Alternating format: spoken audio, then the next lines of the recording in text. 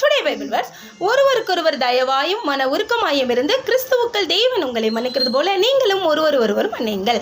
எபேசியர் 4:32 இப்படியாக போட்டுள்ளது.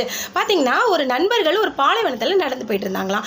அப்பொழுது அவங்க பேசிக்கிட்டே போனதுனால வாக்குவாதம் ஏற்பட்டு விட்டது. உடனே ஒருத்தன் வேகமாக ஒருத்தனை அறைந்து விட்டான். உடனே அறை வாங்கினவன் ஓடி போய் மணல்ல என் நண்பன் என்னை அறைந்து விட்டான் அப்படின்னு எழுதிட்டானா. அப்புறம் திருப்பி 2 பேரும் போயிட்டு இருந்தாங்க. தண்ணி தாக ஏற்பட்டது. உடனே அங்கே ஒரு இடத்துல தண்ணி இருந்தது. அதை ஓடி போய் குடிச்சாங்களாம். குடிச்சிட்டு இருக்கும்போது அறை வாங்கினவன் கீழே அந்த நொசையில் அவன் சிக்கி உள்ளே போயிட்டே இருக்கான். அப்போ அறை கொடுத்தவன் வேகமாக அவனை ஓடி போய் கஷ்டப்பட்டு உயிரை கொடுத்து காப்பாற்றி விட்டான். உடனே அறை வாங்கினவன் ஓடி போய் பாறையில் போய் என் நண்பன் என் உயிரையே காப்பாற்றி விட்டான் அப்படின்னு எழுதி வச்சிருந்தானா.